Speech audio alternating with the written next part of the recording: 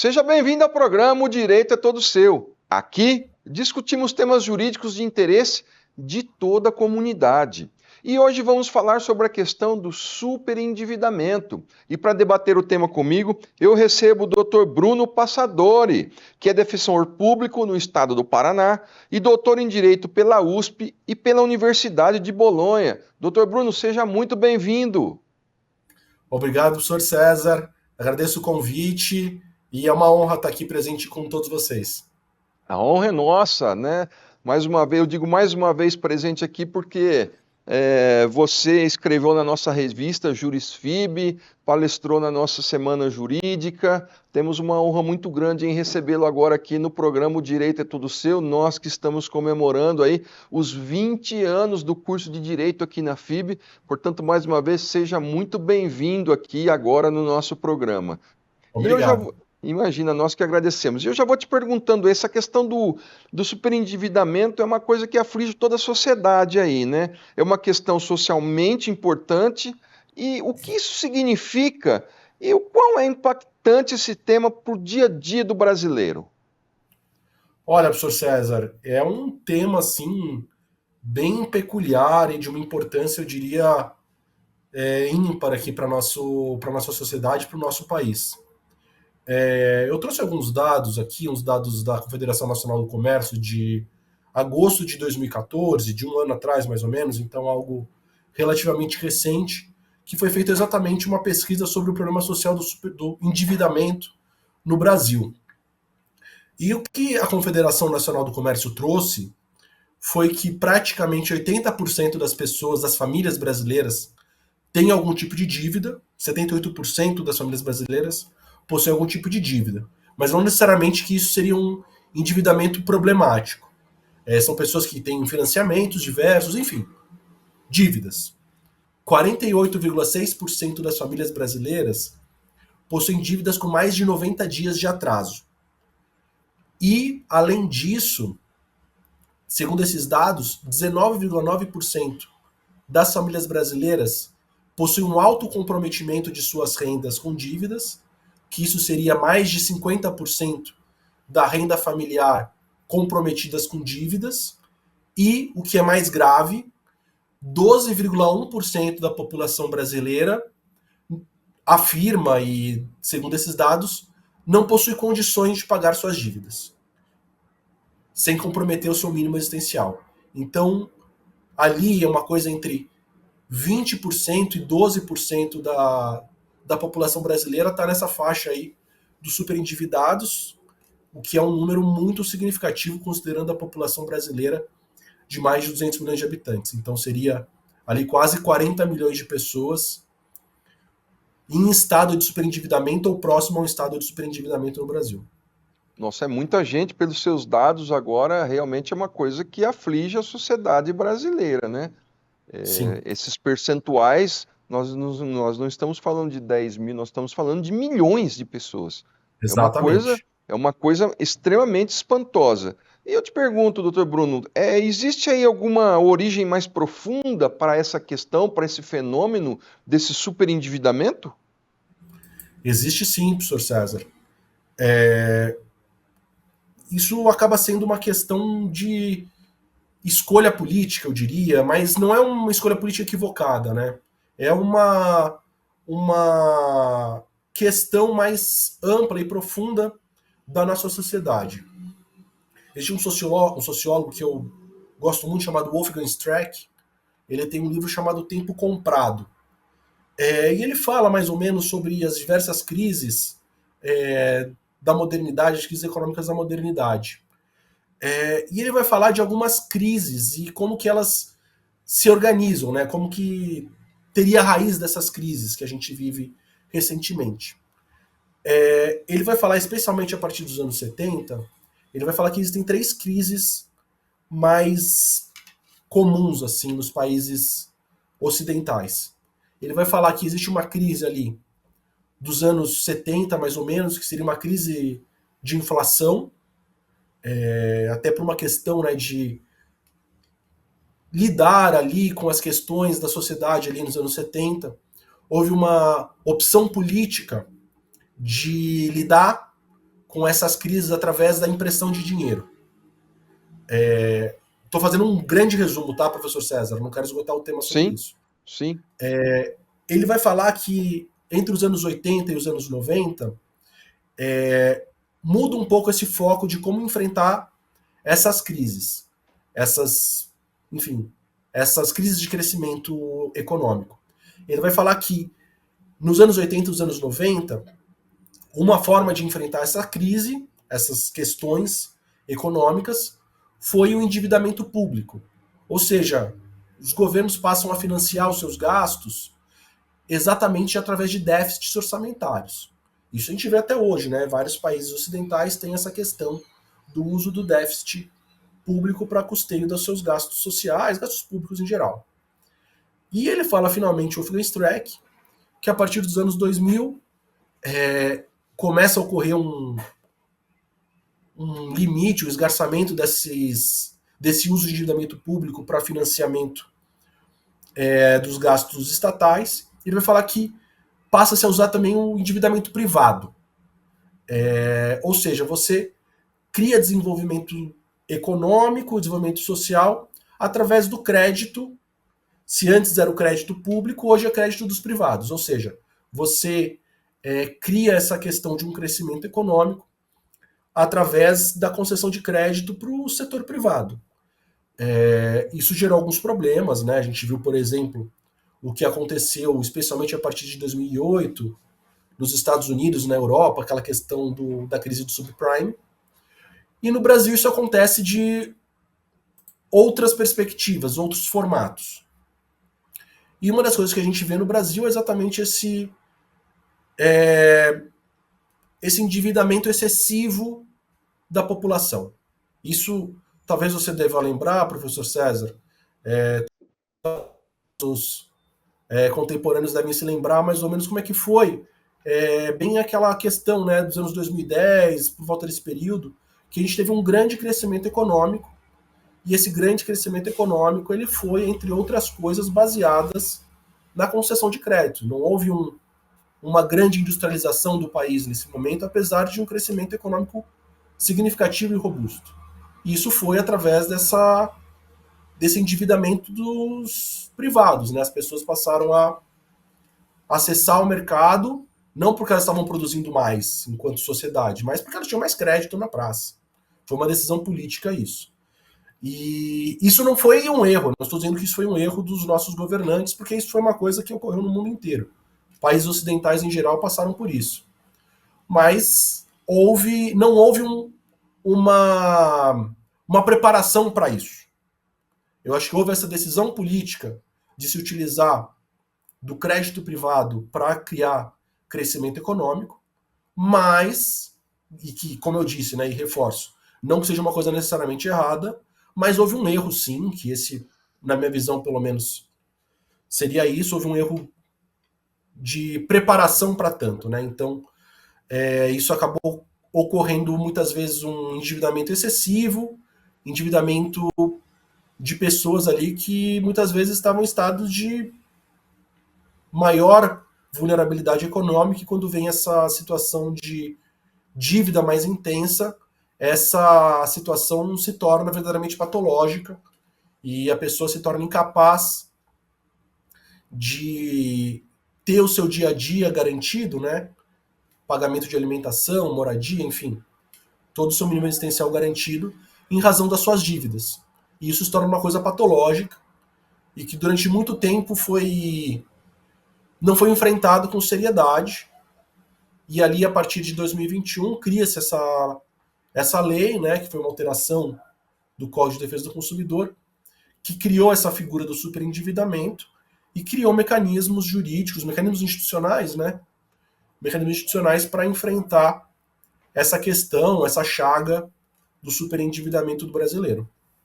sim. Aí eu vou aproveitar, doutor Bruno, essa sua fala, a questão da lei, né, a lei do superendividamento, na verdade a lei 14.181, lá do ano 2021, que tomou esse apelido aí de lei do superendividamento, com a alteração do Código de Defesa do Consumidor.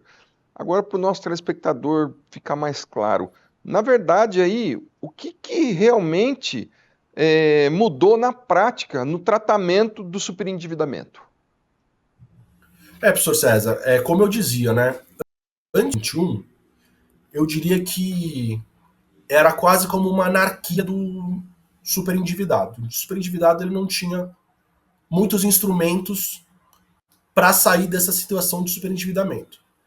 Então ele tinha, o que lhe restava a ele, né, era a utilização de medidas individuais contra cada um dos credores, sei lá, uma pessoa que tem uma dívida com o banco A, com a financeira B e, sei lá, com o consórcio C. O que restava a essa pessoa era ter um enfrentamento individual com esses credores. Talvez pudesse discutir algum tipo de abusividade, talvez pudesse, sei lá, pedir uma revisão de alguma cláusula, alguma coisa nesse sentido, que geraria uma redução das suas dívidas. Mas não existia um mecanismo global de enfrentamento desse problema. A gente tinha a questão da insolvência civil, que é um instituto milenar, um instituto de direito romano, mas a questão é que a insolvência civil ela sempre foi de muito difícil aplicabilidade, porque ela é uma lei que cria problemas muito graves para essa pessoa endividada, né? Ela cria essa questão, a pessoa não pode mais ser administradora do seu próprio patrimônio, é quase como tornar essa pessoa como relativamente incapaz, eu diria. Então, essa questão da insolvência civil, ela sempre foi de aplicabilidade muito limitada. E, por outro lado, ali em 2021, cria-se essa lei 14181, e que ela procura garantir ferramentas, garantir mecanismos para que essa pessoa super endividada ela possa enfrentar esse problema de forma global, não unicamente em relação a um credor, dois credores, enfim. Ela tem a possibilidade de utilizar dos mecanismos previstos na lei para que ela possa, por exemplo, requerer uma repactuação de dívidas globais, né, contra todos os credores dela, e assim ela conseguir, de alguma forma, saldar essas dívidas, enfim, ela conseguir enfrentar essa situação de superendividamento que antes da Lei 14181 era de dificílimo enfrentamento. A lei possui alguns problemas, acho que a gente vai falar sobre isso, mas o fato é que antes dessa lei, apesar de todos os problemas, o que existia era um cenário de anarquia institucional, que essa pessoa ela praticamente não tinha muito o que fazer quando ela se via numa situação de superendividamento, e essa lei ela traz ali algo que pode trazer algum alento e solucionar essa questão que esse cidadão, essa cidadã superendividada esteja passando. Sim, nós estamos aí falando muito a palavrinha, né? Superendividamento, superendividamento. Na realidade, aí a lei ela traça o conceito desse superendividamento, o conceito legal, né? Do superendividamento. Doutor Bruno, eu queria saber quais são, na realidade, os elementos essenciais dessa definição para caracterizar o superendividamento. Eu vou ler aqui o conceito, acho que é até interessante, eu sei que tem muitas pessoas que não são do direito que estão assistindo a gente, mas eu acho que o conceito, né, a previsão legal, ela traz algumas coisas, né, eu acho que é interessante para dar um panorama, e eu, na sequência, vou destrinchar essas questões. O conceito de superendividamento está ali no artigo 54A do Código de Defesa do Consumidor. Esse artigo 54A ele foi incluído pela Lei 14181. A Lei 14181 ela reformou ali o CDC. O conceito é o seguinte, abre aspas. Entende-se por superendividamento a impossibilidade manifesta de o consumidor, pessoa natural, de boa fé, pagar a totalidade de suas dívidas de consumo, exigíveis e vicendas, sem comprometer seu mínimo existencial nos termos da lei. O que isso quer dizer, né? Algumas coisas que a gente pode trazer, né? Primeiro, quatro elementos fundamentais para entender o que seria superendividamento. O primeiro deles, que é o mais fácil, é a ideia de pessoa natural. Então ele é um instrumento, um instituto que ele é voltado para pessoas físicas. As pessoas jurídicas elas têm outros instrumentos que estão ali na lei da falência e recuperação judicial para lidar com essas situações. Então, primeiramente, como eu dizia, pessoa física, pessoa natural. Segundo, pessoas de boa fé. Ou seja, aquelas pessoas que elas não estão assumindo dívidas que sabidamente são incapazes de o pagar. Isso pode acontecer, aquela pessoa que, por qualquer razão, busca um crédito, mas sabe, não tem o menor interesse de pagar aquele crédito, aquela dívida contraída. Para essas pessoas, a lei ela não beneficia. Então, o segundo elemento, como eu dizia, é essa questão da boa-fé da pessoa natural. O outro elemento, o terceiro elemento, é essa questão, né, de entender que são dívidas de consumo. Isso é uma questão muito importante e isso, para mim, é um dos grandes problemas da lei. Estabelece que unicamente dívidas de consumo podem se enquadrar nas hipóteses da lei do superendividamento. Então, por exemplo, questões tributárias, questões de responsabilidade civil, ou seja, acidentes, enfim, algo nesse sentido, relações familiares, enfim, tudo que não seja relação de consumo não pode ser enquadrado pelas benesses da lei. E, finalmente, que essa dívida e esses pagamentos, eles comprometam o mínimo existencial desse ser humano. Doutor Bruno, praticamente em toda a nossa fala e as suas colocações, nós estamos falando muito sobre a questão do mínimo existencial, né? Como o senhor mesmo disse aqui, nem todos que nos assistem são da área jurídica, são da área do direito, e as suas respostas aí sempre a gente fala dessa questão que a gente conhece o mínimo existencial. Mas para ficar fácil o entendimento do nosso telespectador, da nossa telespectadora, eu queria que você explicasse essa questão do mínimo existencial e por que ele é tão importante na lei. Então, a lei, ela, como eu já disse a exaustão aqui, ela alterou diversos instrumentos, institutos do Código de Defesa do Consumidor. Então é bom para o nosso ouvinte entender também que a lei do superendividamento, ela tem esse nome, lei do superendividamento, mas na prática, de fato, ela foi uma grande reforma do CDC, Código de Defesa do Consumidor, que criou uma série de instrumentos, institutos ali na nossa legislação consumerista. E ela também traz essa questão de como um direito básico do consumidor, o direito à preservação do mínimo existencial na repactuação de suas dívidas. Está ali no artigo 6º, inciso 12 do CDC. Obviamente, dizer o que é mínimo existencial é muito complexo. É um conceito muito abstrato, mínimo existencial. Mas, em regra geral, a doutrina, a jurisprudência, ela entende que são aqueles gastos mínimos que qualquer pessoa tem com 6 elementos, né? Moradia, alimentação, saúde, vestuário e transporte. Então, essa seria mais ou menos uma ideia geral, né? Dos 6 elementos ali que vão constituir um mínimo existencial. Mas, obviamente, é muito difícil você dizer o que é um mínimo existencial. Por exemplo, o mínimo existencial para um cidadão, uma cidadã que mora numa cidade pequena, uma cidade um pouco menor, talvez seja diferente do mínimo existencial de uma pessoa que resida numa grande capital.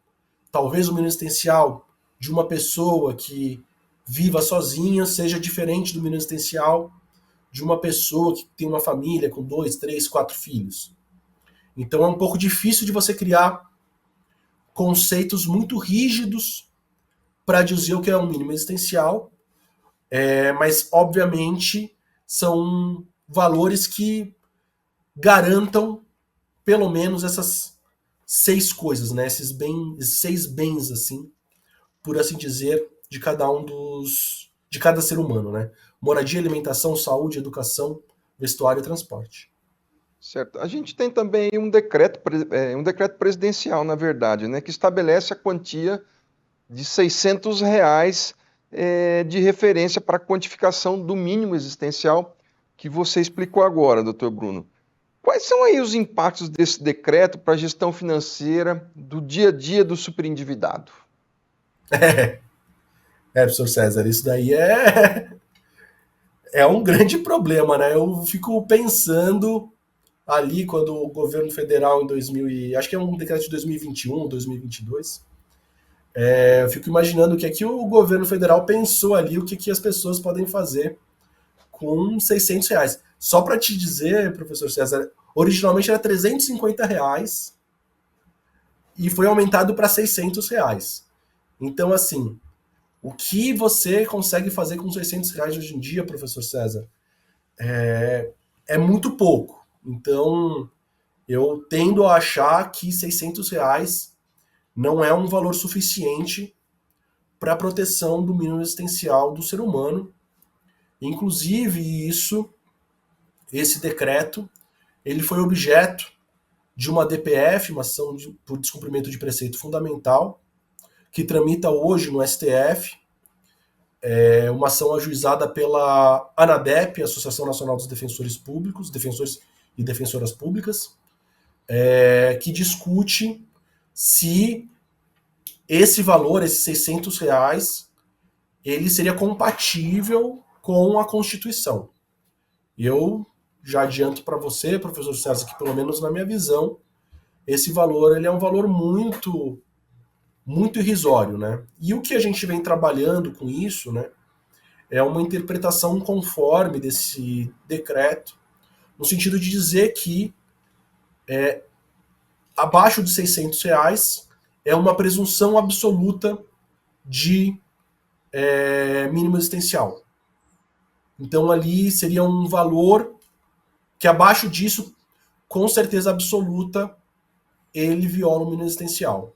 E valores acima disso demandam uma certa demonstração fática e caso a caso para que se mostre, para que se demonstre, especialmente para o judiciário, nessas questões de superendividamento, que esse valor superior a R$ 600, ele ainda assim é um mínimo existencial daquela pessoa, que pode, por qualquer razão, ser R$ 1.000, R$ 2.000, R$ 3.000. Já até cheguei num caso que a gente conseguiu esse entendimento, que era, enfim, uma pessoa ali, uma enfermeira que estava numa situação de muita vulnerabilidade, uma série de dívidas ali em razão da pandemia de Covid-19, e a gente conseguiu uma decisão muito interessante no sentido de reconhecer que, naquele caso concreto, o mínimo existencial era um pouco mais de R$ 3.000, acho que foi R$ 3.500 mais ou menos.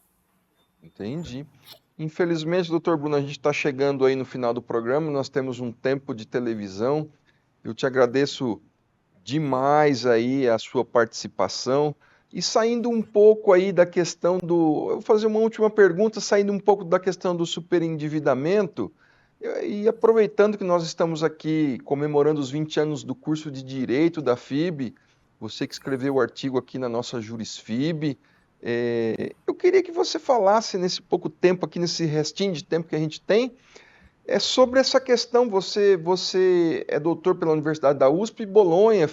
As pessoas falam, mas como que ele fez? Ele fez um pouco aqui, depois fez um pouco lá, para os nossos estudantes aqui também, para os nossos telespectadores, para entender um pouquinho como é que foi isso aí. Foi isso mesmo, professor César. Na verdade, eu comecei o meu doutorado na USP, e eu pesquisei. Se eu puder fazer aqui uma propaganda aqui do meu livro, já deixo aqui a referência. Os Pode juristas e uma fazer. sociedade, Opa, os juristas e uma sociedade em transição, crise democrática e Estado. Foi a minha tese de doutorado que acabou virando um livro para quem tiver interesse. Está na Amazon. Eu comecei o doutorado na Universidade de São Paulo, Departamento de Direito do Estado, mas o meu doutorado assim acabou se tornando uma coisa muito multidisciplinar, né? E eu acabei enfrentando algumas questões de pesquisa, especialmente por uma questão, né, um tema que eu trabalho muito trabalhei muito no meu doutorado, que foi essa questão da crise da democracia e os impactos da crise da democracia no Estado. E eu acabei conhecendo, nessa minha pesquisa inicial, uma professora na Universidade de Bolonha, e que acabou aprofundando essa relação, e eu acabei, como eu posso dizer, transmudando, enfim, havia um acordo já entre a Universidade de São Paulo e a Universidade de Bolonha, e eu acabei fazendo esse estágio de pesquisa, essa parte da minha pesquisa, melhor dizendo, na Universidade de Bolonha, com uma orientadora, uma orientação da própria Universidade de Bolonha. No meu caso foi um pouco peculiar, né, porque essa minha orientação não foi sequer no direito, foi na ciência política. Então, eu fiquei vinculado, na Universidade de Bolonha eu não fiquei vinculado à faculdade de Direito, eu fiquei vinculado à faculdade de Ciência Política da Universidade de Bolonha. E eu acabei ficando com essas duas orientações, né, uma orientação em São Paulo e outra orientação em Bolonha, e depois, enfim, teve algumas questões administrativas e depois uma defesa também comum entre as duas universidades. Que bom, meus parabéns mais uma vez e o meu muito obrigado pela participação no nosso programa. Aqui as portas do programa da FIB estarão sempre abertas para a sua participação, que também palestrou aqui na nossa Semana Jurídica. Muito obrigado, Dr. Bruno, pela sua presença aqui e essas ricas informações. Eu que agradeço, professor César, e sempre que precisar aí, quiser conversar de novo, quiser fazer um segundo tempo aí sobre o superendividamento, que acabou sendo um pouco rápido, né? Isso. São muitos assuntos para a gente enfrentar. Depois a gente pode talvez fazer uma continuação aí da nossa conversa. E, enfim, o objetivo principal que eu queria trazer para vocês era trazer uma conscientização maior aí dessa questão do superendividamento. Provavelmente muitas pessoas superendividadas, infelizmente, né, muitas pessoas superendividadas vão escutar essa nossa conversa, e também para essas pessoas, especialmente essas pessoas, saberem que existem mecanismos ali que elas podem fazer o uso ali para enfrentar essa questão. E, enfim, caso precise, né, procure um profissional do direito, um advogado, ou procure a Defensoria Pública para um atendimento e para verificar o que pode ser feito no caso dessas pessoas. Que bom, que ótimo. Mais uma vez, muito obrigado. E agradeço ao nosso telespectador, à nossa telespectadora, que o programa é feito, pensado para vocês. Muito obrigado e até o próximo.